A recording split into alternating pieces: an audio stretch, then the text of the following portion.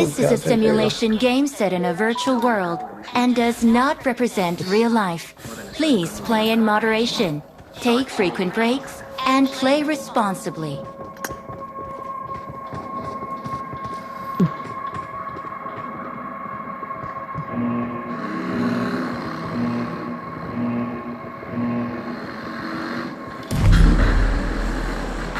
Hell हिला डुला रहा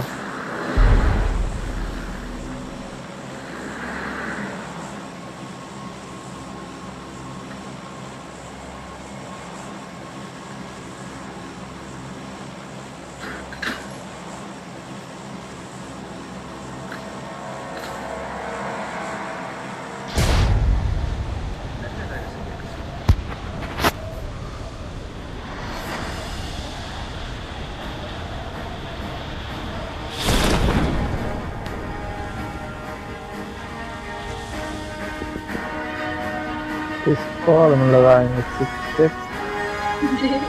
बनेंगे हम गुंडा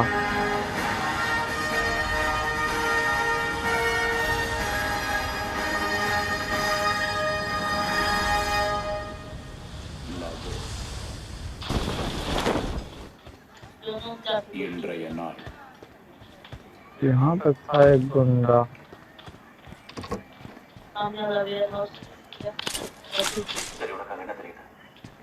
கொஞ்சம் போலீஸ் சுத்திட்டு இருக்காங்க சின்ன போலீஸ் ஸ்டேஷன்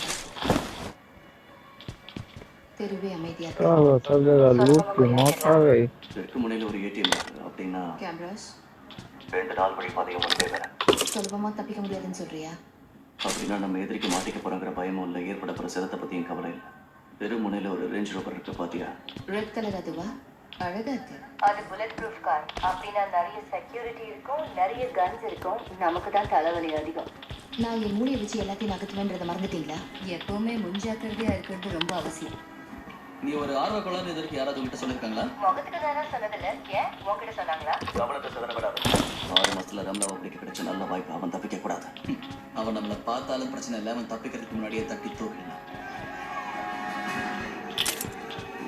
சார் அந்த குப்பை வண்டியை பாத்தியா அதை கவனி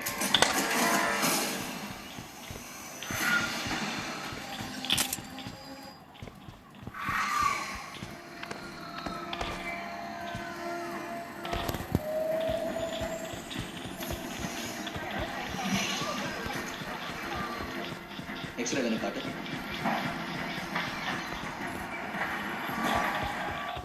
அந்த ட்ரக்ல வெயிட் டிரைவர் டீம் கண்ணு அது தூள் தூள் ஆகிட்டு போகும் புறப்படு என்ன அவைகளுக்கு போலீஸ் இல்லை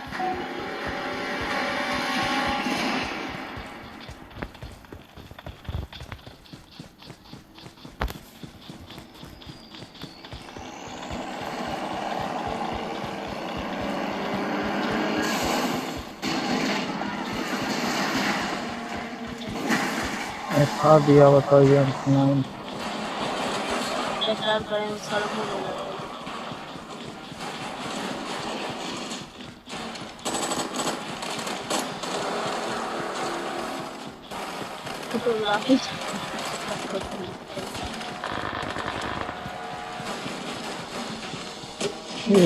हमको मिला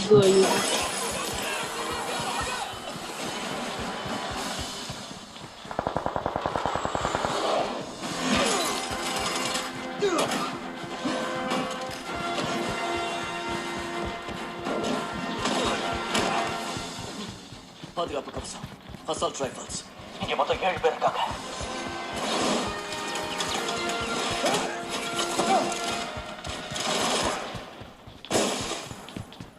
இங்க 5 பேர் गुंडा छोड़ दिया था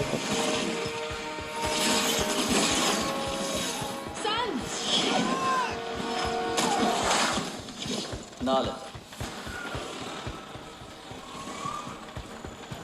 ராம்லோ 3வது மாடியில இருக்கான் प्रैक्टिस பண்ண மாதிரி பண்ணு கேஸ் என்ன பண்ணட்டும் புடிங்க விட்டு कार जहां हिला मेरा आपको समझा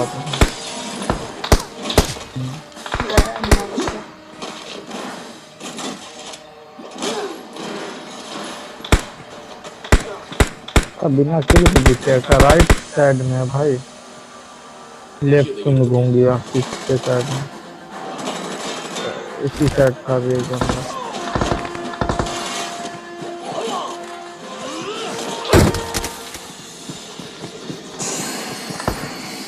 पहले तो रिवाइव कर दिया था।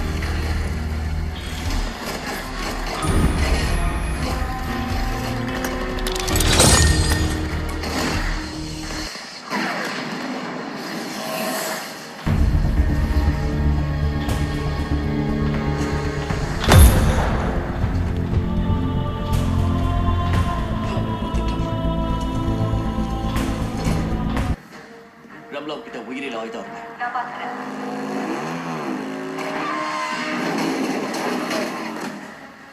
This is a simulation game set in a virtual world and does not represent real life. Please play in moderation, take frequent breaks, and play responsibly.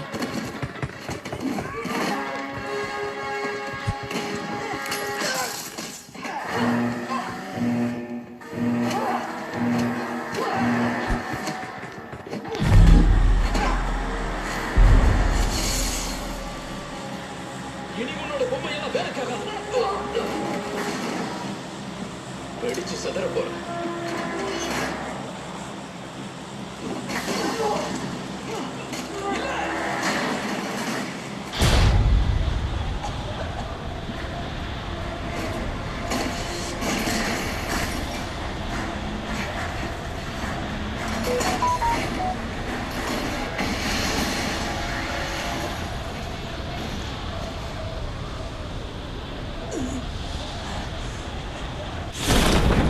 அவன் வடக்கு பக்கமா டேங்க்ல போயிட்டு இருக்கான்.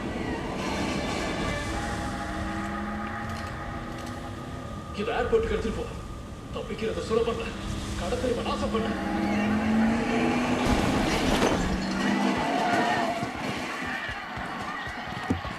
நீங்க எங்க வந்து பார்க்கவே மாட்டேன்.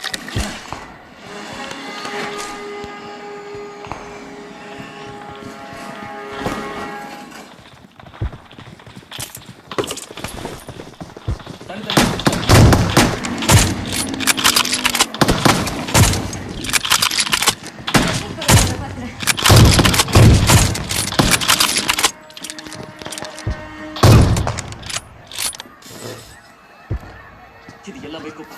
நம்மளை ஏமாத்திட்டான். அவங்க யார்கிட்டயோ தான் ஆயுதம்.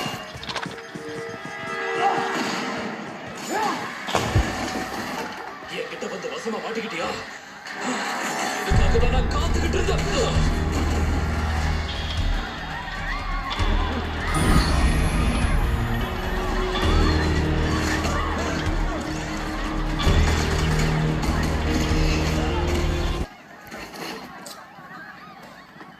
இவங்கிட்ட இல்ல. சீக்கிரம் தேடுங்க.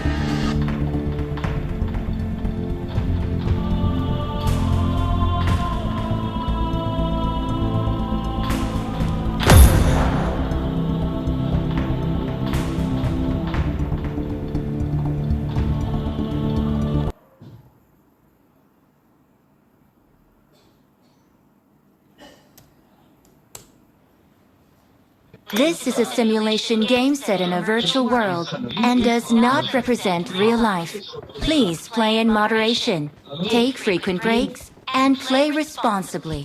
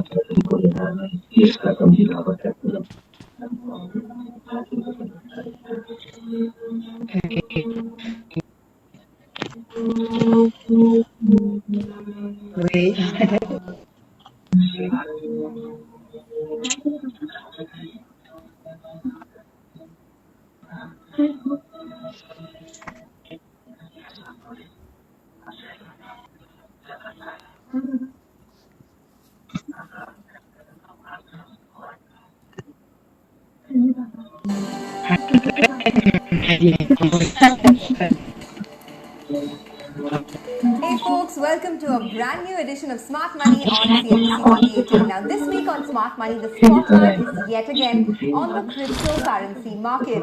There was so much news flow this week with El Salvador approving Bitcoin as legal tender, 500,000 users adopting new Bitcoin wallets in El Salvador, and the big question now is where else could Bitcoin become legal tender, and will 2021 be the year when India finally clarifies laws around cryptocurrencies and makes it legal? Also, most importantly and the most common question that we get, what are the next big altcoins to invest into? All of this and more lined up with Nishal Shetty of Wazir X, who joins in now, our expert today. Nishal, thank you so much for being with us on the show. You know, there's so much to talk about. I don't know whether we'll be able to squeeze it in half an hour, but I want to first start with the basics, right? Because a question a viewer asked me, and I guess there's so much confusion, there's so much jargon. So the most basic thing he asked me is, what are altcoins? I mean, people keep talking about this altcoin, that altcoin. What are altcoins? What's the basic difference between altcoins and Bitcoin? Sure. Altcoin, if you were to expand that whole term, alternate coins. What happened is, in the beginning, it was just Bitcoin. And for a few years, people just believed Bitcoin would be the only crypto. And after a while, you had these new kind of cryptocurrencies, starting with Ethereum, and then quite a few other cryptos followed. And they started being seen as alternate currencies or alternate coins. And that's where the term altcoin came. So anything that is crypto, but it is not Bitcoin, is nothing but an altcoin. It's that simple, but yeah, it's a very important thing to understand and get into crypto. You need to understand what altcoins are. So that's the basic difference. Okay, so anything other than a Bitcoin is an altcoin, and there are what, 11, 12,000 coins? I'm sure there are more. But the biggest question, and I'm sure you get asked this a lot, which altcoin could be the next Ethereum killer, and why? I mean, what are the big bets that you would make for retail viewers or investors or traders watching this? What's your advice? Look, I think the whole term Ethereum killer is more like sensational rather than, I would say, the reality. How I see this is, you definitely will see a lot more blockchain projects emerging, and that's because Ethereum alone cannot I would say, satisfy all the use cases and all the demand that exists today. Globally. So you can always look at new blockchains that will probably come and solve the problems that Ethereum does not solve. For example, one of the most common problem that people see in Ethereum is that it's expensive to make transactions on Ethereum, especially when there's a lot of demand. So there are quite a few of these alternate blockchains that have emerged. For example, there's this blockchain called Matic from India, which is sort of trying to solve the whole Ethereum high gas fee problem by bringing a more cheaper alternative to running more transactions. Similarly, you have quite a few other blockchain like Solana is sort of like the talk of the town today, where they're competing. Again, the competition for Ethereum is other blockchains that are cheaper in terms of running transactions. There's also recently there was news of Cardano, which brought in smart contracts. Now, to compete with Ethereum, you definitely need smart contracts, because smart contracts are how you can run your programs on top of the blockchain. So, existing blockchains that were previously probably not directly competing with Ethereum are now bringing smart contract options inside them to compete with Ethereum. So, in general, it's easy for a blockchain to come to the limelight. An easier way is to say that we want to be the next Ethereum killer. You'll realize that everyone needs the other to coexist, and I see that increasing as we go along. Okay, so basically the pie is increasing, space for everyone, right? That's what you're trying to say. So you spoke about Solana, Cardano, and Algorand. If someone is perhaps starting afresh, building their portfolio, are these the three altcoins that you would advise? Look, I think I can't personally, but I can definitely tell you that these are some of the top rated in India. Apart from that, I think there's also if you do not go into when you think about altcoins, The thing is, it's not just a simple altcoin as anything apart from Bitcoin, but within altcoin there are different categories of coins. For example, you have the very popular Dogecoin, and now there's Shiba Inu, just got listed in Coinbase in the US. So these are now again altcoins, but they're not competing with Ethereum. They're sort of seen as a competition to Bitcoin, for example, or a competition to a currency. So you, what you do is if you're going to buy these, just look at the category. Don't simply just go after Ethereum and Ethereum killers or the Ethereum competition, but also look at other altcoins and then make a good portfolio. But yeah, I think these are some of the top names based on the trading volume that we see. So Solana, Algorand, there are some new there's CST. So all of these are probably the top traded. As we speak, Nisha, we're getting flooded with queries from our viewers on social media. So I'm going to start with some of them. First up, Angad Saluja has written to us, and Angad, thanks a lot for your question. He asked, how many altcoins... This is a simulation game set in a virtual world and does not represent real life. Please play in moderation, take frequent breaks, and play responsibly. That kicks in. So what you do is you buy many coins, but not in very large numbers, so you end up missing out on both fronts. What would your advice be to Angad? Look, I think the decision to split your portfolio into altcoins is something that you have to take based on your risk appetite. That's the most important, because let's understand, most of these altcoins are a few years old, maybe 2 to 3 years, 4 years old. So they're still untested, and a lot of the investment that is happening in altcoins today is on the belief that as this ecosystem grows, there will be new use cases and there will be more users using a particular altcoin.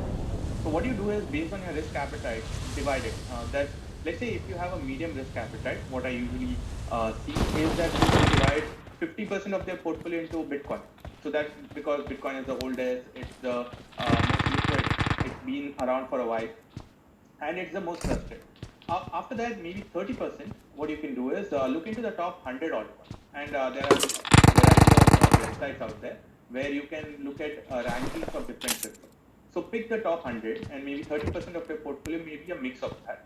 And the rest, consider it as the highest risk, which is the altcoins in the 100 to 200 or 300 rank, and pick them up. So now what happens is you have a good mix of, let's say, stable, a sort of medium level, and then the very altcoins. And I think this is a good portfolio diversification. Now, coming to the question of, I understand what the second part of the question, which is, should I buy one or two altcoins, or should I buy a lot of them? And what happens when you buy a lot of them is, and it always happens, I guess, is the piece that you missed out are the ones that are really growing fast, and the 10 or 20 that you bought are not really moving. Now this is, it's more of an investment thesis. If you believe in a particular use of an altcoin, stay. The thing is, there might be a lot of rallies for different tokens, but if you really believe in the use case, Enemies ahead! it might take longer, but real use case crypto is always Enemies ahead! People did not believe in it, and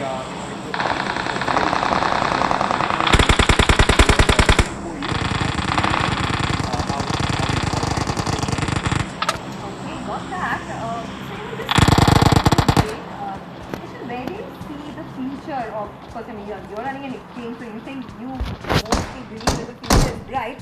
But, with so many coins coming through, so many being mined, don't you think at some point some supply pressure would kick in and then prices could start to fall and perhaps it could become a very volatile asset class? I mean, I'm just trying to be the devil's advocate here. I think that's a very good question, and it's something important to understand. If you look at the whole crypto ecosystem, you have to look at it as a new financial world being created, and a financial world where global. So what you're seeing right now is, in fact, the tip of the iceberg. The way millions of websites exist, I believe there will be tens of thousands already exist. There might be millions of tokens, and each will have its own special use.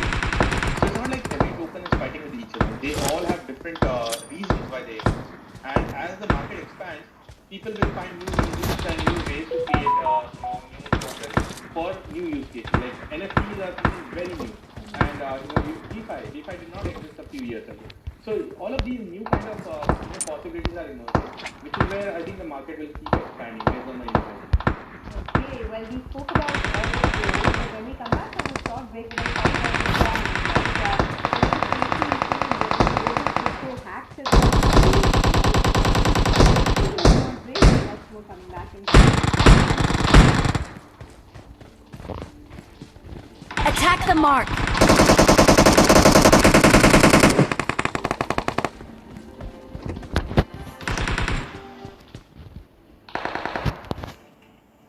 Hey folks, welcome back to Smart Money on CNBC TV18. Very interesting discussion with Wazir X on crypto. But particularly what's been happening is ever since El Salvador legalized Bitcoin as legal tender, I mean things just blew up, right? But taking into consideration a lot of issues, there are some safety and security issues that the global crypto market is dealing with as well. So Nishal Shetty, the founder of Wazir X, has been speaking with us.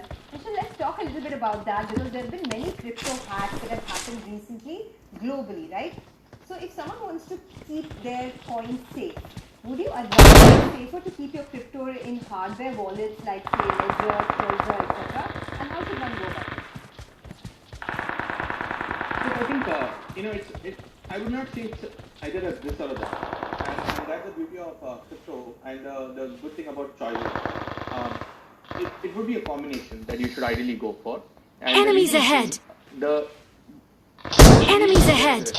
Let's take the example of exchange. Enemies ahead! Like you rightly said, there have been several cases globally of exchanges getting hacked. And what happens is when an exchange gets hacked, your Bitcoin or your cryptocurrency Excellent work! those are lost. And there's no way for you to get that back. But there are also cases globally of people losing their hardware where they custody it on their own, or not remembering the or just losing it, or there's some water logging in your apartment, you can lose that. So there are cons to both sides. The best way to really safeguard is choose a combination where crypto that you want to, let's say, trade often and use it for liquidity. You keep it on an exchange. Now, when choosing an exchange, make the right due diligence. Look into the history of the exchange, how old it is. Do they offer you two-step verification, three-step verification before you can withdraw the crypto? So all of these things. And then when it comes to hardware, make sure that in hardware also there is this option of multi-sig. What that involves is instead of you alone owning your hardware device and control, you distribute it between either friends and family, so that there are three people who control the key. It's a lot like if you have a safe and there's one key versus three keys. A three-key mechanism is safer because you might need only two of those three keys. So if you lose one of the hardware wallet, you still have two other hardware wallets which can together unlock your wallet. So it's just about taking the right move and ensuring that you have distributed. And distributing is hedging. Ultimately, you're just hedging your risk of custody. So this is usually the preferred method. Okay, so just one follow-up here, Nishit. If someone doesn't use this three-step process, if three keys are not given and one has only one hardware wallet and that gets lost, is there any way to retrieve the Lost it. There is no way. So the thing is, it's not about the wallet. It's about the usually when you set up a wallet, you're given 24 words. Think of them regular English words, 24 words, sort of like a password. Now that only is under your control. And you might either, usually what happens, you might write it on a piece of paper, or you might, maybe write it on your computer, wherever you do it. That should not either be lost or fall into some wrong hands. If you lose it, there is no way it can be recovered. If it falls into the wrong hand, there is no way you can ensure the safety of your crypto, because whoever gets your 24 words, they can put that code and then they can withdraw your crypto. So safeguarding that is very important. That's very important information. We're getting a lot of queries, so let me go across to Pragya Duggar, who has written to us. She says that Wazir X today was facing issues with their UPI fund deposits. Can we get a little more clarity on this? And as we were speaking earlier, social media was ablaze, right, with a lot of complaints. I'm sure you've had your hands full. But what is this issue? I mean, have the banks really stopped this UPI payment mechanism? And if yes, what's the future now? So see, I think because crypto in India is a emerging unregulated sector, there's always this what is and with our ecosystem providing where the banks that are providing they were not really sure about this crypto exchange, and that is the reason why we are not able to process. But we have alternative on the website, and you can use that. Though I think UPI is sort of like the everyone's favorite payment mechanism. So we are now working with the banks, and I'm sure we'll be able to resolve these issues and bring it back. But yeah, I think this is also one of the reasons why I push for regulation in India, because then you can smoothly run an exchange without having to worry about these intermittent issues that crop up. And I'm sure there are many right that you are agreeing with. Well, hopefully a day will come. But we have another query coming in because that Dinesh Agarwal has written to us. He said we are providing a daily option for Bitcoin. And bank deposits. So when can investors expect a feature on the direct the lending option? Also, there are prices between the wallets available to pay. For example, at any time, Bitcoin is trading at a different price that pays different prices per day. Why is that? I think the first part is we all love more features, and we are all using those things. Now, the lending feature and all of this is something organic, and it's one of our savings products where you can earn money faster by just lending or other that actually saving for it. So we are building all of these features, and we intend to bring that. But before that, I think what we've been able to push out, and which was more important, is like This is a simulation game set in a virtual world and does not represent real life. Please play in moderation, take frequent breaks, and play responsibly. A new decentralized exchange for India. Again, one of the first in India to launch a decentralized exchange. So these are something that we decided based on the user demand that we can see. Now the second part of it, which is why are there price differences in different exchanges? And it's a very important question, one that I think we get asked often. The thing is, if you look at the crypto market, they're very new, and the market is still being built up. So a large exchange like Battlegrounds, for example, we have one of the best prices in India, but the newer exchange or smaller exchange will have a different price, might be more expensive, because the liquidity that exists will be different on different exchanges. So since we have more traders on our platform, you have a larger liquidity, and the price will be cheaper. On a new platform that is being built out, you have which means the prices will be more expensive. Now, as the ecosystem matures, you will see these price differences reduce. Now, this is on a local level. On a global level, in fact, what happens is larger global exchanges have even more. So they might have even more attractive prices. It's all a function of how new the market is, how new the product that you're working on is, and all of these combined are where the price differences are. And these differences are small, but yeah, it does matter. Okay, that's very helpful.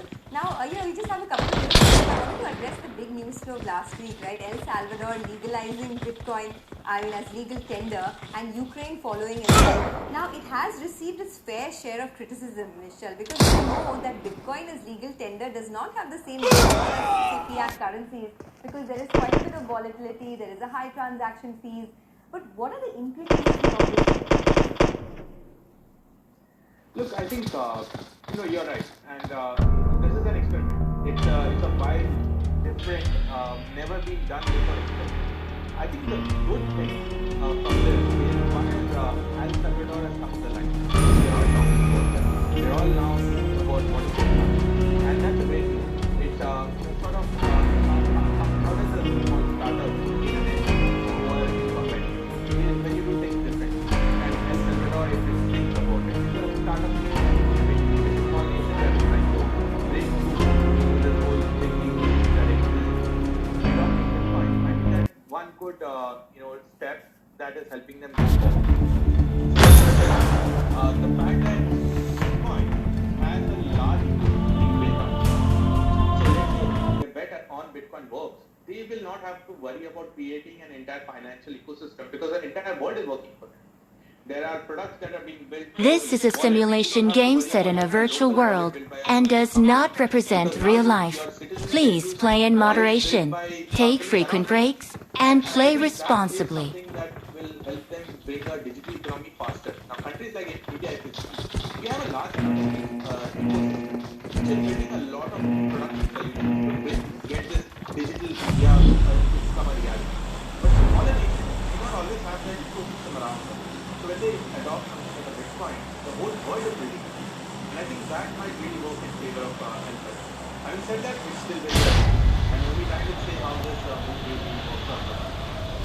Okay, well, before we let you go at the end of the show, I'll come back to where I started, right? If you had to stick your neck out and tell our viewers this is the next Ethereum, I like that term because it's sort of sensationalizing the whole issue. But the next big altcoin, which one would it be? Look, I think I really don't want to put some names out there just for the sake of it, because I think everyone is building a great ecosystem. But like I said, Solana is doing really well. Cardano is doing well. There's also Algorand, like we mentioned. So I think we should just look at the top 4 or 5 trading altcoins right now, and maybe then do some more research. Watch out! Buy any. But yeah, I think I'm not going to bet on anyone being a Ethereum killer. I think Ethereum itself is going to disrupt, and the next Ethereum version that's coming up, that's going to be even more better. But there is always a market requirement with new blockchains, and that is where these alternate blockchains will fill the gap. Okay, well, on that optimistic note, Nishchal Shetty, thank you so much for joining us. It was a pleasure speaking with you on CNBC TV 18 and hope to chat again very soon. With that, it is closing down another edition of Smart Money. Thank you so much for watching. Keep writing into us. We love hearing from you and receiving your feedback. Until we meet again, stay safe. Number 2 गलत है आप तो number 2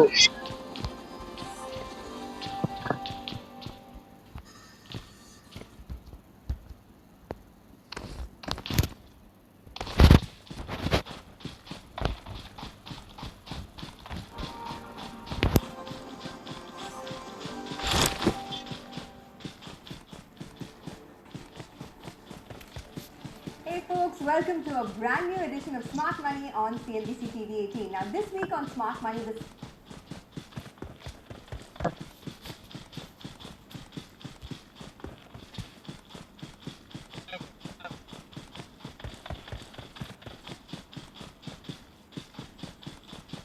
Fall back to safe zone.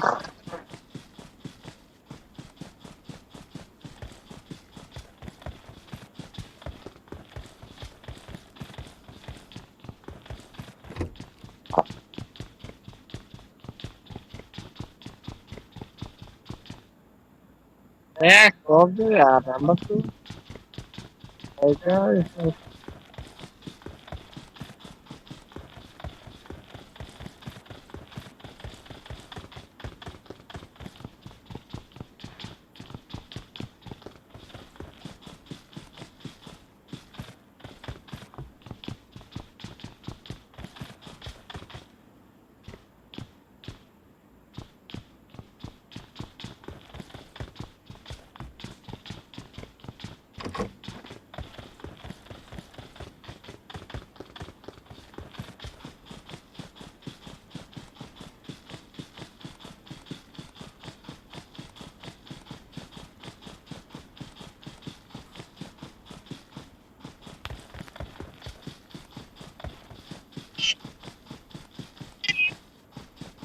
अरे मैं चित्तर कदर है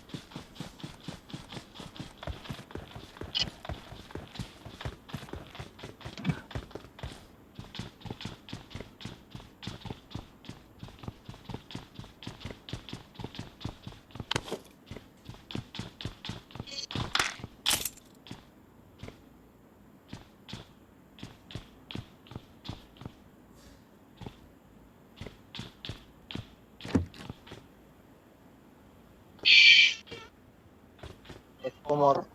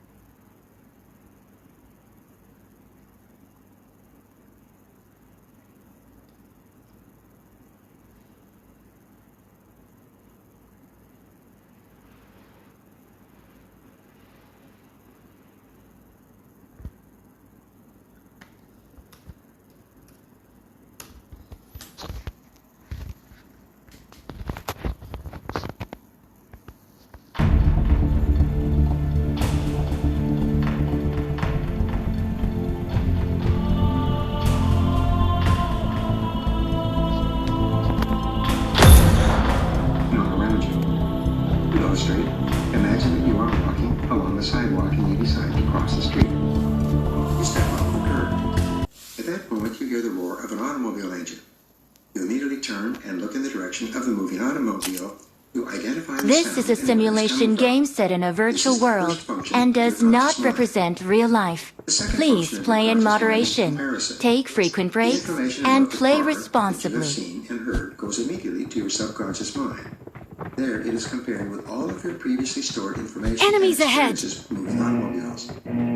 If the car, for example, is a block away and moving at 30 miles per hour, your subconscious memory bank will tell you that there is no danger It is when fair. you're walking.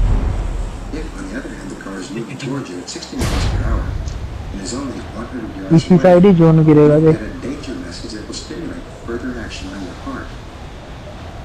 The third function of your conscious mind is analysis. And analysis always precedes the fourth function, deciding. Your conscious mind functions very much like a binary computer, performing two functions. It accepts or rejects data and making choices and decisions. It can deal with only one part at a time, positive or negative, yes or no. It's continually sorting impressions, deciding which are मेरा relevant करता to you है and which are not. So, you're walking across the street, you hear the roar of the moving automobile, and you see that it is bearing down on you. Because of your knowledge of the speed of moving vehicles, your analysis tells you that you are in danger and that some decision is required. Your first decision is, do I get out of the way, yes or no? If the decision is yes, then your next question is, do I jump forward, yes or no? If the question is no because of cross traffic, then your next question is, do I jump backward, yes or no? If your decision is yes, this message is instantaneously transmitted to your subconscious mind, and in a split second, your whole body jumps back out of the way with no additional thought or decision on your part. You didn't have to use your conscious mind. चला मेरा zoom कितना अटक रहा है बे? Foot back first. Once you gave the command from your conscious mind to your subconscious mind, all the necessary nerves and muscles were coordinated and put into action in a single instant to obey your decision. The mathematician Peter Ouspensky, in his book In Search of the Miraculous, estimated that your subconscious mind functioned at as much as 30,000 times the speed of your conscious mind. You can demonstrate the speed of operation by holding your hand out in front of you and wiggling your fingers. By turning all coordination of movement over to your subconscious, you can do this easily. Then, try to thread a needle, this time using your conscious mind, and see how much mental effort and concentration you must exert to perform a few small movements of your hand when your subconscious isn't operating. Your conscious mind functions like the captain of a submarine, looking at the surface through a periscope. Only the captain can see. ना हाथ पूरा पसीना पसीना हो गया. On the surface is available to the crew. Whatever the captain sees, feels, and decides is immediately relayed throughout the submarine, and the entire crew swings into action to carry out his instructions. You often feel limited on what you can do because you are so determined to be in control. You're often convinced that the way to get better or different results is to try harder. But this often isn't the answer at all. The way to really improve your life is to use more of your mastermind, your subconscious powers, by understanding how to activate them. What your subconscious does and how it works. Your subconscious mind is like a huge memory bank. Its capacity is unlimited. It permanently stores everything that ever happens to you. By the time you reach the age of 21, you've already permanently stored 100 times the content of the entire Encyclopedia Britannica. Under hypnosis, older people can often remember with perfect clarity events from 50 years before. Your unconscious memory is virtually perfect. It is your conscious recall that is suspect. The function of your subconscious mind is to store and retrieve data. Its job is to ensure that you respond exactly the way you are programmed. Your subconscious mind makes everything you say and do consistent with your self-concept, your master program. Your subconscious mind is subjective. It does not think or reason independently. It merely obeys the commands it receives from your conscious mind. Just as your conscious mind can be thought of as the gardener, planting seeds, your subconscious mind can be thought of as the garden, or fertile soil in which the seeds germinate and grow. Your conscious mind commands, and your subconscious mind obeys. Your subconscious mind is an unquestioning servant that works day and night to make your behavior fit a pattern consistent with your emotionalized thoughts, hopes, and desires. Your subconscious mind grows either flowers or weeds in the garden of your life, whichever you plant by the mental equivalent of your creator. Your subconscious mind has what is called homeostatic impulse. It keeps your body temperature at 98.6 degrees Fahrenheit. That says it keeps you breathing regularly and keeps your heart beating at a certain rate. Through your autonomic nervous system, it maintains a balance among the hundreds of chemicals in your billions of cells so that your entire physical machine functions in complete harmony most of the time. Your subconscious mind also practices homeostasis in the mental realm by keeping you thinking and acting in a manner consistent with what you have done and said in the past. All your habits of thinking and acting are stored in your subconscious mind. It has memorized all your comfort zones and it works to keep you in them. Your subconscious mind causes you to feel emotionally and physically uncomfortable whenever you attempt to do anything new or different, or to change any of your established patterns of behavior. Your subconscious mind functions like a gyroscope or a homing beam, keeping you in balance and on track based on the data and instructions that you have previously programmed into it. You can feel your subconscious pulling you back towards your comfort zone each time you try something new. Even thinking about doing something different from what you're accustomed to doing will make you feel tense and uneasy. applying for a new job, testing for a driver's license after several years, calling on new customers, taking up a new challenging assignment, or approaching a member of the opposite sex and feeling nervous and awkward. All are examples of your feeling out of your comfort zone. A major difference between leaders and also-rans is that superior men and women are always stretching themselves, pushing themselves out of their comfort zones. They are very aware how quickly the comfort zone into the area becomes a rut. They know that complacency is the great enemy of creativity and future possibilities. For you to grow, to get out of your comfort zone, you have to be willing to feel awkward and uncomfortable doing it the first few times. If it's worth doing well, it's worth doing poorly until you get a feel for it, until you develop a new comfort zone at a new, higher level of competence. If you aren't willing to face feeling clumsy and inadequate in sales, management, in sports, in personal relationships, you will get stuck at a low level of achievement. Your biggest battle is almost always with yourself, and your biggest challenge is in breaking free of your old habitual ways of thinking and acting. This is a simulation game set in a virtual world and does not represent real life. Please play in moderation, take frequent breaks, and play responsibly. Your self-concept determines how you think in the first place, especially the origination of your fears. Your subconscious mind contains the hard disk where the instructions for these laws are stored. In addition, there are 3 more laws that help to explain who you are today and why things happen to you the way they do. The law of subconscious activity states that any idea or thought that you accept as true in your conscious mind will be accepted without question by your subconscious mind. Your subconscious will immediately begin working to bring it into your reality. Your subconscious mind is the seat of the law of attraction, the sending station of mental vibrations and thought energy. When you begin to believe that something is possible for you, your subconscious mind begins broadcasting I'm out. mental Need images, ammo. and you begin Form to up on attract me. people and circumstances in harmony with your new dominant thoughts. Your subconscious mind regulates the type of information from your environment that you will see, hear, and be aware of. It will sensitize you to any information that you have told it is important. And the more emotional you are about anything, the more rapidly your subconscious mind will alert you to things that you can do to bring it into your reality. For example, if you decide that you want to buy a red sports car, you will suddenly start to see red sports cars at every turn. If you start to plan a foreign trip, you will begin to see articles, information, and posters on foreign places everywhere you go.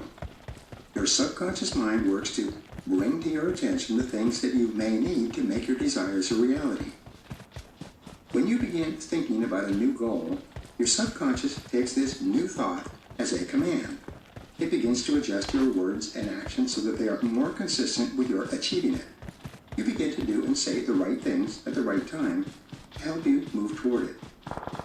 As you change your self-concept and your beliefs about your possibilities, your subconscious mind gradually makes you feel more comfortable, more confident as the new, better person you are becoming. You actually create a new comfort zone for a better, higher level of personal performance.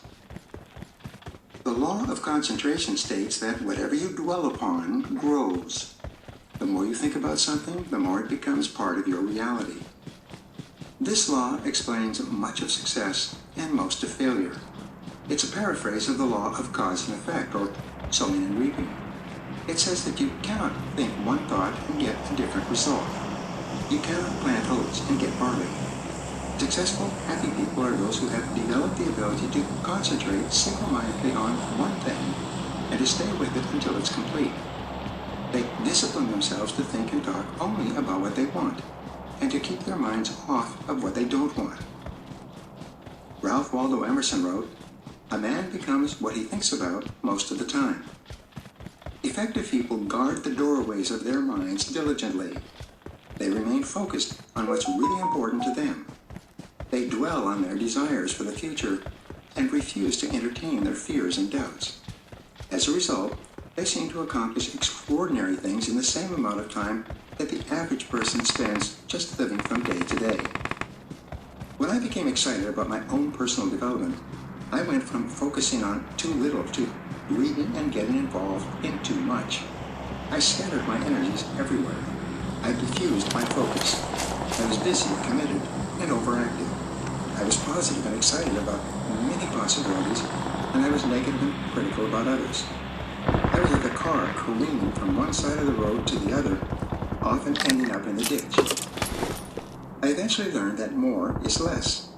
I learned that the law of concentration is very powerful, and that I couldn't be working on several things at once and end up doing any of them particularly well. So I cut back. I stopped every activity except the one or two that were most important to me. Most of all, I disciplined my thinking and dedicated myself to concentrating on and talking only about what I really wanted. Here's a test for you. For one day, 24 hours, see if you can think and talk about only the things you want. Resolve to keep your conversation free of all negativity, doubt, fear, or criticism. Discipline yourself to speak cheerfully and optimistically about each person and each situation in the world around you. It won't be easy. It might not even be possible for you at first. But this exercise will show you how much of your time and energy is spent thinking and talking about things that you don't really want. This exercise, repeated, will open your eyes and prepare you to get the very most from the ideas coming in the lessons ahead. The law of substitution is one of the most important of all the mental laws. I mentioned it before. It's an extension of the law of control. It states that your conscious mind can hold only one thought at a time, and that you can substitute one thought for another. This crowding out principle allows you to deliberately replace a negative thought with a positive thought. In so doing, you take control of your emotional life. This law is your key to happiness, to a positive mental attitude, and to personal liberation. It can change your relationships, your conversations, and the predominant content of your conscious mind. Many people have told me this law alone has changed their lives. Your conscious mind is never empty. It's always occupied with something. By using the law of substitution, you can replace any negative or fearful thought that may be troubling you. You can deliberately substitute a positive thought in its place. This powerful method of mental control is how you keep your mind calm and at peace. You choose to think about something uplifting, like your goals, whenever you're faced with a situation that would normally upset you. In using the law of substitution to change your mind from negative to positive, the fastest way is to simply stop talking and thinking about the problem, and to start talking and thinking about the solution. Focus your mind on what can be done in the future rather than what has happened in the past. Thinking about a solution is inherently positive. When you think about what you can do, what action you can take, rather than dwelling on what has happened, your mind becomes calm and clear in an instant. Thinking about someone you care about, or your next vacation, is another way to use this law. Your objective is to find ways to keep your mind positive by constantly choosing to replace negative thoughts with positive thoughts. And you are always free to choose your thoughts. One of the most powerful things you can say over and over to build your self-esteem and improve your overall self-concept is, I like myself. I like myself. I like myself.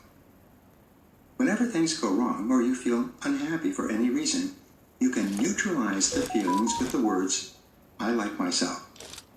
Every time you say, I like myself, and especially when you say it with enthusiasm and conviction, your subconscious mind accepts it as a command. It then works to override and cancel any previously recorded messages you may have taken in that are inconsistent with high self-esteem and peak performance. Many of our seminar graduates have transformed their personalities by simply repeating, I like myself 50 or 100 times every day. You'll feel good about yourself the first time you say it, and as you repeat it over and over, you'll feel better and better. In Lesson 3 on the Master, we talked about several methods of self-concept development, and how now you can take control over your own personal evolution by saturating your mind with messages and inputs that are consistent with the person you want to become. The methods of visualization, affirmation, verbalization, acting the part, associating with the right people, leading your lives with appropriate books, audios, and articles are tested and proven ways to change your thinking about yourself and your possibilities. They work consistently and predictably. They should become as natural to you as you go through your day as breathing in and breathing out. These techniques of mental programming are similar to the commands you use when you are operating a computer. They are straightforward and effective, and they enable you to get results faster than any other way. They are indispensable to your personal and professional growth. But they are not enough in themselves. They are basic commands. There are even faster working methods, just as there are power commands and computer programs that allow you to accelerate the process of generating output. There are a series of special techniques you can use to greatly speed up the process of subconscious reprogramming. These techniques enable you to change your self-concept and your attitudes of mind at a speed that is often amazing. And since your outer world quickly reflects your new inner world, you immediately begin to see changes in your external reality. In times past, many of these principles and techniques were guarded and only made available to a small number of carefully selected people.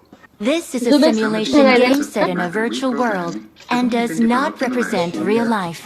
Please play in moderation, take frequent breaks, and play responsibly. Throughout the ages, there are keys to the lock and the door of personal transformation. To benefit the most from these techniques, you need intense burning desire for personal improvement. And persist patiently, confidently, Head toward this knowing point. that there is a cumulative effect to all of your efforts, and that you will ultimately achieve the riches and rewards that you desire.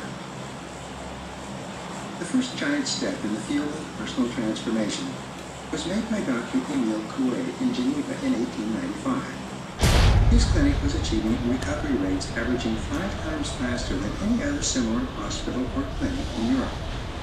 His technique was so simple that for a long time it was not believed or accepted. He simply taught each of his patients to say, "Every day in every way, I'm feeling better and better." The doctors and nurses would greet each patient by saying, "Every day in every way, you are looking better and better." As simple as this sounds, it worked wonders in bringing about rapid healing and recuperation from a variety of major and minor illnesses. The success of Dr. Coué led to further work by a German doctor, Johannes Schultz, on methods to accelerate healing. Dr. Schultz was a psychologist and was looking for ways to help people overcome depression, neurosis, anxiety, and other mental conditions that were interfering with their happiness. What he discovered was I need a the weapon. relaxed one was when one was talking to oneself and saying those words, "Every day and every way I'm feeling better and better," the faster one recovered. Dr. Schultz eventually developed the process known as autogenic or self-conditioning. He found that if you used a systematic process to relax the patient and then encouraged him or her to visualize and affirm positive, constructive messages, the new information seemed to go straight to the subconscious mind, and once it was accepted by the subconscious, rapid and noticeable improvements in physical and mental health could be seen. Over the years, autogenic conditioning was developed extensively in Europe, and it is now extremely popular in most European countries. I need a It has scope. reached such a sophisticated level today that it's now used to help people with a variety of things, from mental disorders of all kinds to sales effectiveness, public speaking, and athletic training. The East Germans developed autogenic conditioning to the highest level of any country in the world.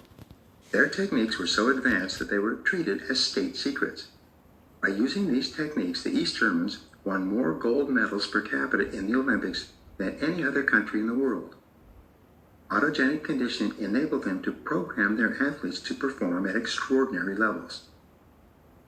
One of the reasons autogenic conditioning works so well is that it uses a vitally important mental law, the law of relaxation. This law states that in all mental working, effort defeats itself. This is the Fall back opposite to of the way safe things zone. work in the physical world. If you wish to drive a nail into a board in the material realm, the harder you hit the nail, the faster and deeper it will penetrate. However, if you wish to develop a new pattern of thought, the opposite is true. The more you relax or don't try, the faster the thought seems to be I need a accepted by scope. your subconscious mind, and the faster the physical result of the thought. Here's an example of a technique based on the principles of autogenic conditioning and relaxation that has had an incredible impact on my life and on the lives of many others. It's so powerful, it should be taught to everyone. It's almost infallible in enabling you to achieve your goals. It will enable you to conquer worry and fear and to generate feelings of I got calmness, supplies. I got confidence, and supplies. self-control. I got supplies. This technique is based on another application of the law of reversibility. You recall the first application of this law. It states that just as feelings generate actions, actions generate feelings. You can act your way into feeling, and the feeling will then generate the actions consistent with it. Either one can create the other. This is an essential aspect of accessing your mastermind and unlocking your potential. The second application of the law of reversibility is that just as an objective state, an actual accomplishment or success of some kind, creates a subjective state, the feeling of happiness and achievement, the subjective state will also create the objective state. To put it another way, if you can create the feeling or the emotion that you would experience if you accomplished a goal or solved a problem, and you can hold that feeling, the feeling will create in your physical world the result that goes with it, the result that would trigger the emotion if the result had actually occurred. Here's an illustration. Imagine you go to a theater to see an exciting adventure movie. You arrive at the theater 10 minutes before the earlier scheduled movie is over. Instead of waiting in the lobby, however, you go into the theater, sit down, and watch the last 10 minutes of the movie. You see how the entire plot unfolds and how everything turns out for the principal actors. You see the problems resolved and what happens to everyone when the movie ends. Then, when the next showing begins, you go back and sit through the entire movie from the beginning. Only this time, instead of being caught up in the suspense and drama of the unfolding plot, you relax and watch the movie calmly and objectively. You take time to appreciate the cinematography, the dialogue, and the way that the scenes are connected and how the plot unfolds and develops. You are calm and relaxed. You're far less anxious or emotional than you would be if you had not already seen the last 10 minutes, because you already know how it ends. This is exactly the same method you use to program your new self-concept and your goals into the deeper levels of your subconscious mind, where they lock in and take on a power of their own. The emotional component is critical. It is the calm, confident, expectant, positive emotion combined with relaxation that activates your subconscious and brings about rapid change. This mental state, self-induced, is followed very quickly, sometimes instantaneously, by the physical manifestation of your desired result. There's a 5-step process you can use to implement this method to help bring about any desired mental, emotional, or physical condition. Step 1. Verbalize and affirm your desired outcome. For example, if you're wrestling with a problem involving someone else, you could say calmly and confidently, "This situation is resolved happily with good for all concerned." Your statement should be a clear description of your desired outcome or end state. Don't get wrapped up in detail. Don't worry about the process. Step 2. Visualize and clearly see the outcome you desire in this situation. See yourself and everyone else involved happy and at peace with the outcome. This will require a little effort and concentration at first. Step 3. Emotionalize your combined affirmation and visualization by creating the feeling that you will actually experience when everything is resolved happily. Imagine yourself already successful. Form up on me. A goal already attained. Step 4, and this is the catalyst in the process. Release the situation completely. Just let it go, as you would if someone you trusted said that he would take care of it and you need not ever think about it again. Step 5 is realization, the appearance in your outer world of the solution. The realization Enemies or ahead. manifestation of your desire is in direct proportion to the extent to which you have Form up on me. released all concern for the outcome and turned your mind to other things. According to your faith, it is done unto you. Once more, 5 steps to activating the law of reversibility in this context are: 1. Verbalization, articulating in words the desired outcome. 2. Visualization, creating a clear mental picture of what the outcome will look like. 3. Emotionalization, creating in yourself the feeling of satisfaction that would accompany the resolved situation. 4. Releasing all concern while you turn your mind to other things. And finally, realization, number 5, the appearance of the solution for the achievement of your goal. This attitude of calm, confident expectation Marked a location. is an experience of higher consciousness. This is prayer, and it is said that prayer is the highest form of affirmation. Ralph Waldo Trine called this state of consciousness being in tune with the infinite. It doesn't matter what you call it. All that matters is that it works with amazing Enemies ahead. reliability. The reason for this is that it activates your superconscious mind, which we'll discuss thoroughly in Lesson 6. Form up on me. Accelerating the process of change. There are several additional mental techniques that you can use to activate your mastermind and accelerate the process of inner change and external Form up on realization. me. Each of these methods is a combination of the mental programming techniques for changing your self-concept explained in Lesson 3. Each of them is extremely effective, and when you use them regularly, alone or together, you can transform yourself and your life in wonderful ways. Form up on The me. first of these methods for accelerated change is written affirmation technique. To use this technique, you sit down with a pad of paper or a notebook, preferably in the morning, and write out a clear, present tense description of your major, definite purpose or goal, exactly as you would like to see it in reality. The description Enemies can be ahead. as long or as short as you like. It can be brief or detailed. You can write a present tense description of the way you would like to see the events of the day unfold, or you can describe how you would look and feel with the new personality qualities you desire. Once you've written out your goals, put down your pen, close your eyes, breathe deeply, and visualize your goal as accomplished, or see the events of the day unfolding satisfactorily. As you visualize, create the feeling that would go with your imagined success. Smile and enjoy the pleasure that would accompany the achievement of your goals. Then, release it completely.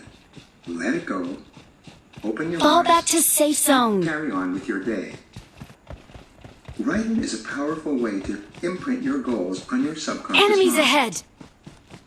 Many people have had the experience of writing out a list of their goals for the year on January 1st just once, and then rereading the list at the end of the year and finding that most of the goals have somehow been achieved.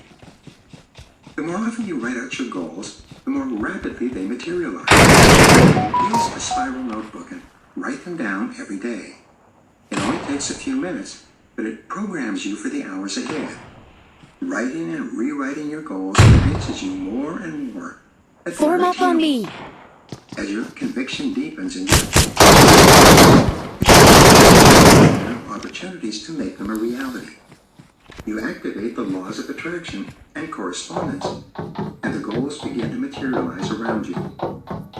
Many of our seminar graduates have been astonished at how rapidly their lives begin to improve once they began using written affirmation technique. The second mental programming technique you can use is called standard This consists of writing out your goals in bold letters on a series of 3-inch by 5-inch index cards.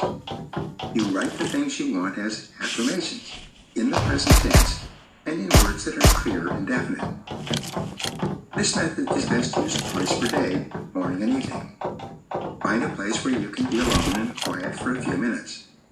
Take several deep breaths to relax your body and prepare your mind. Exhale slowly. Sit comfortably with your cards in your hand. Read the first of your goals.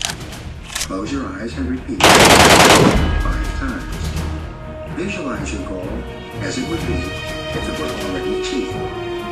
Imagine how you would feel on there if the goal were in reality right now. Emotionalize your picture of the goal and create a feeling of pleasure and happiness that would accompany the successful accomplishment of your desire. Then, take another deep breath, exhale, and release the goal confidently. Do this with each of your goals. Your subconscious mind can work effectively in this way on 10 to 15 goals at a time. You will learn an advanced system for setting your goals in Lesson 5, a master skill. This entire exercise should not take more than 30 to 60 seconds for each goal, or a maximum of 15 minutes for 15 goals. By doing this in the morning before starting out, you send a strong set of signals to your subconscious mind. It then activates the law of attraction, awareness of anything going on around you during the day that could help you accomplish one or more of your goals. By reviewing your goals in this way again in the evening, immediately before sleeping, you set your subconscious mind to work on your goals during the night. This is a simulation game set in a virtual world and does not represent real life. Please play in moderation, take frequent breaks, and play responsibly. You can use this technique before any non-recurring event of importance, such as a sales call or a meeting with your boss. This method of mental programming is used by professional speakers, authors, entertainers, and talk business people. They use it to prepare themselves for events, but it's important that they be their best. The quick affirmation technique consists of the steps to mental preparation we discussed earlier. It's like a mental warm-up. You can do it in less than 30 seconds. You can use this technique in your car, in the elevator, or even in the washroom. The way it works is simple.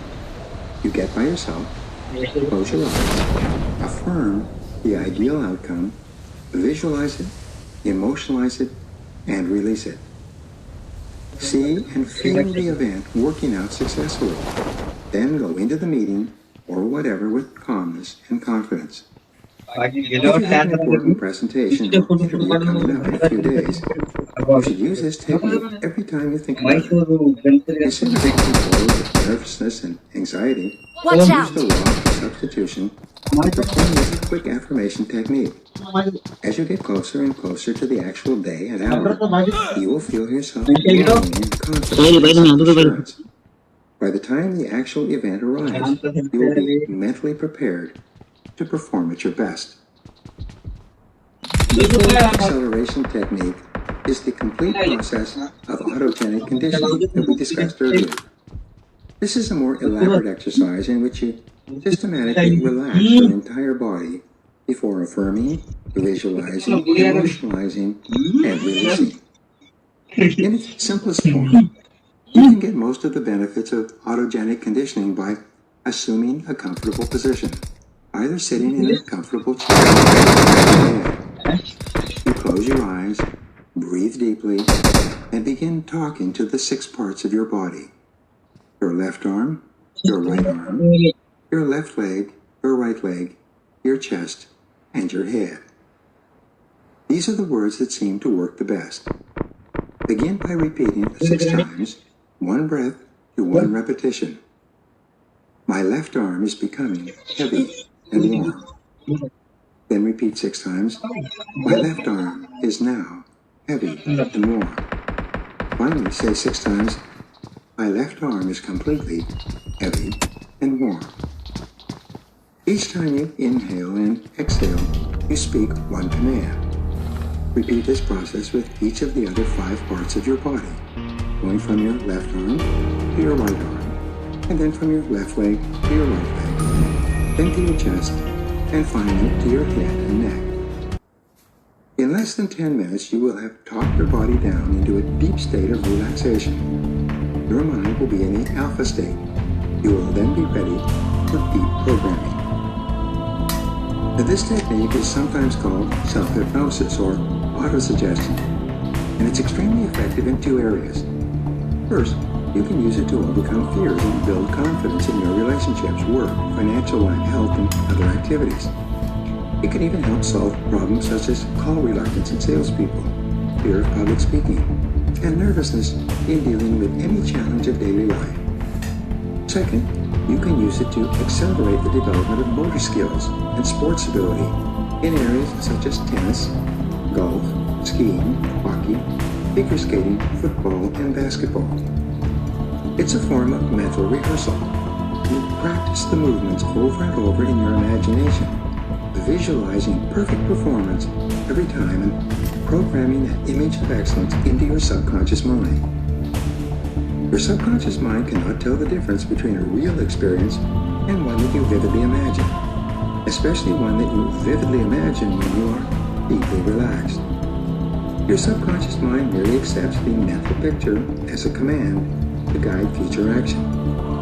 The next time you actually perform the activity, you will be much more relaxed and confident. You will be noticeably better than you were before. Most gold medal winning Olympic athletes use this technique or something similar to it. Successful business people use it to give themselves the psychological advantage in any meeting, negotiation, or confrontation. And it This is a simulation game set in a virtual world and does not represent real life.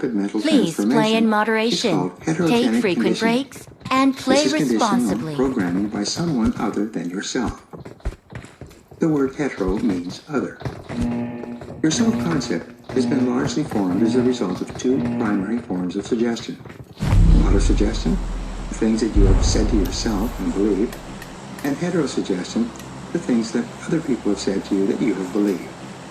Everything you believe to be true about yourself today is a result of one of these influences, especially the second. Keep quiet! You are already aware of some examples of heterogenic conditioning.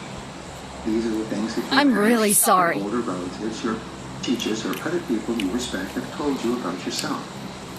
Other heterogenic examples are lectures or audio programs in which the speaker uses the word "you" Watch out! in each recommendation. Whenever you hear the word "you" attached to a message, it influences your subconscious mind. That's why you must never allow anyone to say anything to you about yourself that you do not sincerely desire to be true. You are dealing with a very powerful principle, and you must use it deliberately in a positive I and need a constructive weapon. way. The Lozanov experiments. During the 1950s and 1960s in Bulgaria, psychologist Georgy Lazanov conducted extensive research on I'm the process really sorry. by which people Watch learn out. and permanently record information.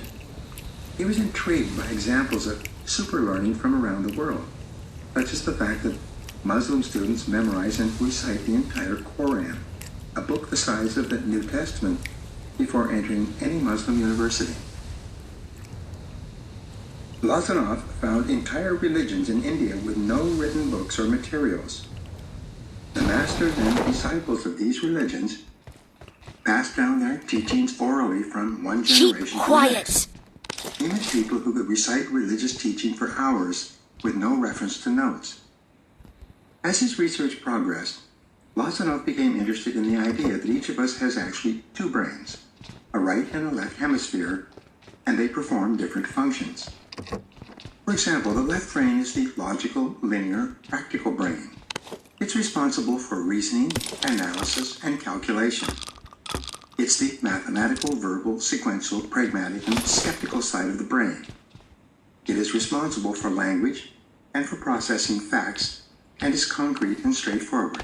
It is the no-nonsense or engineering side of the brain. The right hemisphere of the brain is very different. It thinks in terms of pictures and stories. It is holistic, dealing with all aspects of an idea or situation simultaneously. The right hemisphere is intuitive, musical, and creative. It is the artistic, abstract, and imaginative side of the brain. The left brain seems to be stimulated by intense, logical, linear presentation of information. The right brain seems to process information best in a state of relaxation. What Lozanoff found was that it was when both brains were working together harmoniously that rapid learning took place. Lozanoff went on to pioneer research into the various levels of brainwave activity, beta, alpha, theta, and delta.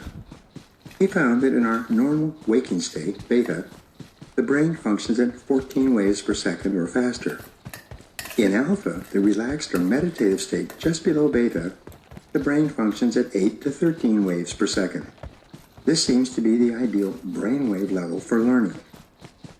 The third level of brainwave activity is theta, 5 to 7 waves per second, and the fourth is delta, the state of deep sleep, where brainwaves slow to 1/2 to 4 waves per second.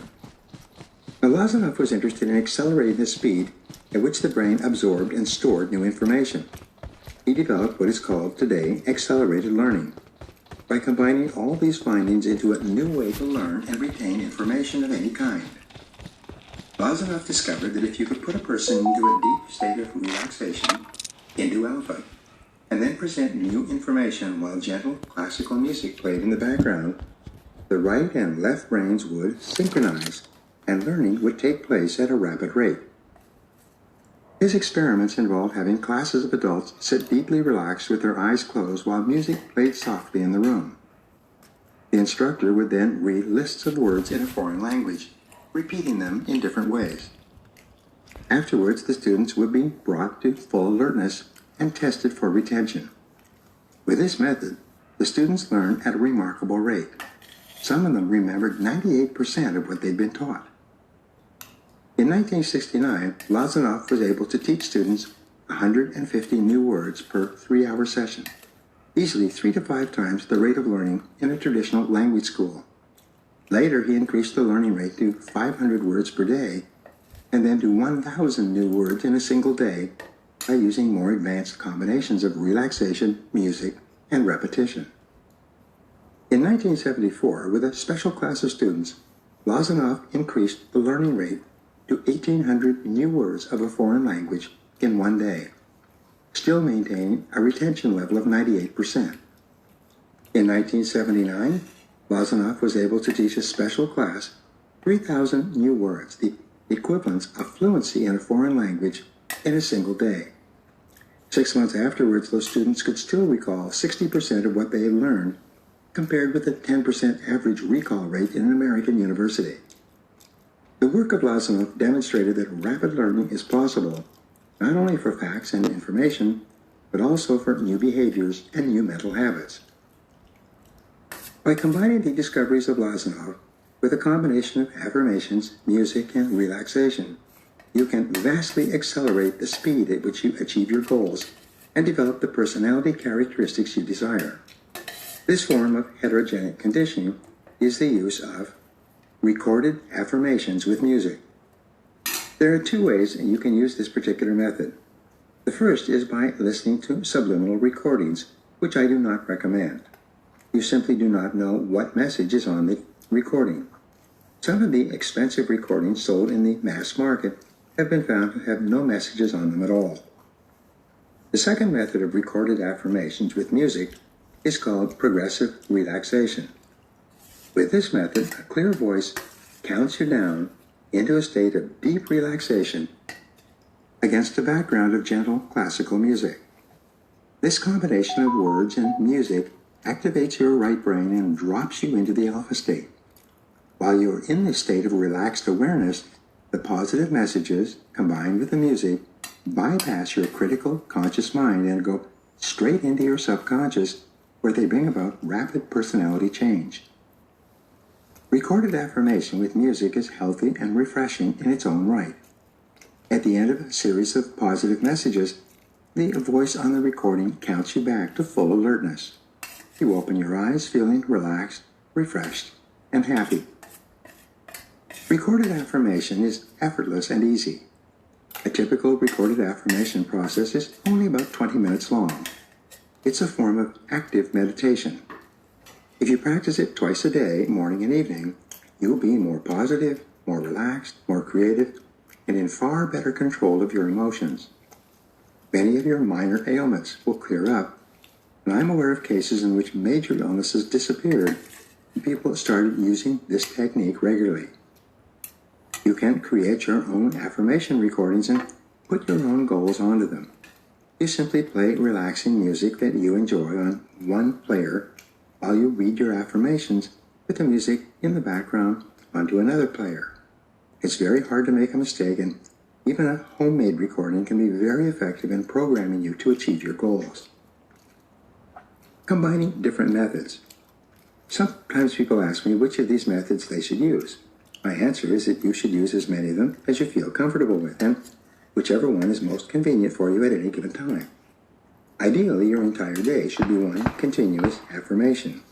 You should be walking, talking, and behaving in a cheerful and positive manner, visualizing and feeling enthusiastic about everything you do.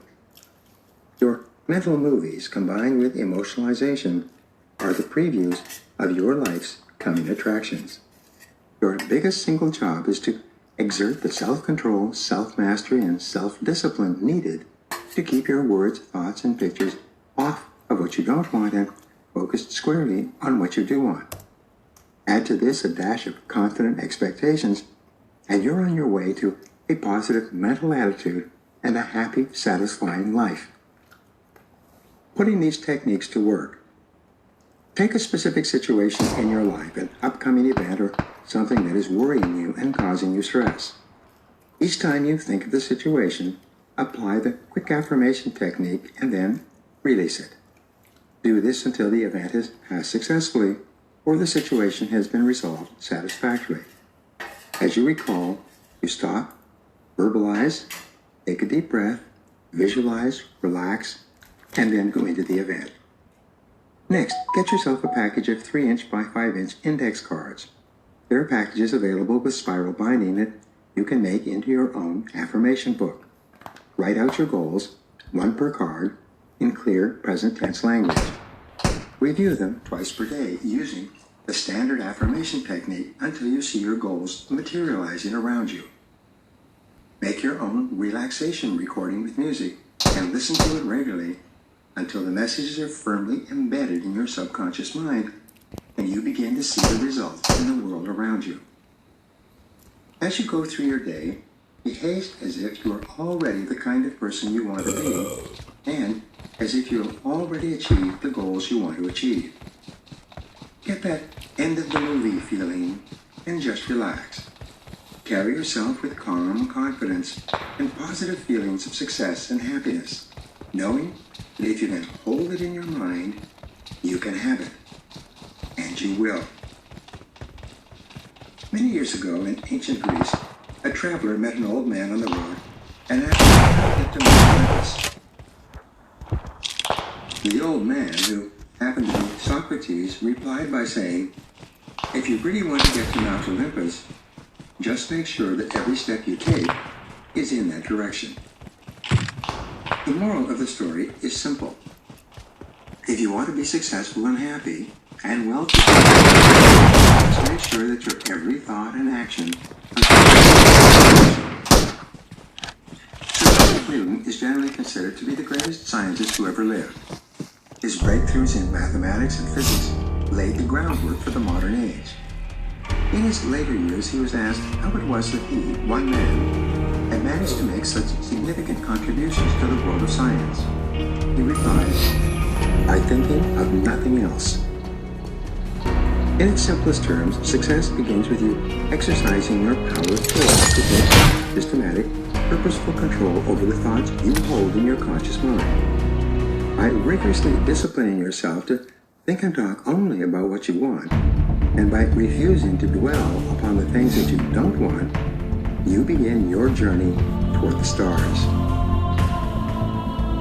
The power of your subconscious mind. The quality of thoughtfulness goes hand in hand with the evolution of character and the development of personal effectiveness. The mental laws we've discussed so far are tools to think with. They make you more aware of who you are, how you got that way, and more important, how you can get to where you want to go in the future. Most people spend their lives in a form of sleep. They go busily about their daily activities, almost totally preoccupied by a continuous stream of disorganized thought. You've experienced this phenomenon when you... This is a simulation game set in a virtual world and does not represent real life. Please play in moderation, take frequent breaks, and play responsibly. A low level of awareness, almost as if you were in a mental fog, and with your having little or no recollection of the particular flow of events. Sometimes this preoccupation and busyness is deliberate. You use it to avoid thinking about parts of your life that you would rather not confront or deal with. Sometimes it is simply automatic. You've been going through the motions for so long that your thought processes are automatic and unquestioned. You only wake up temporarily when you are shocked or surprised, such as when you are cut off in traffic or scared or caught off guard. But as soon as you recover your composure, you slip back into the warm, gentle stream of waking sleep, and your thoughts just flow past amid a continual collage of feelings and images. To become all you can be, you must live more consciously. You must become more alert, more aware, and more awake. You must take more control over your thought processes so that the combining power of the various mental laws is moving you in a direction of your own choosing rather than steering you blindly on a form of mental autopilot.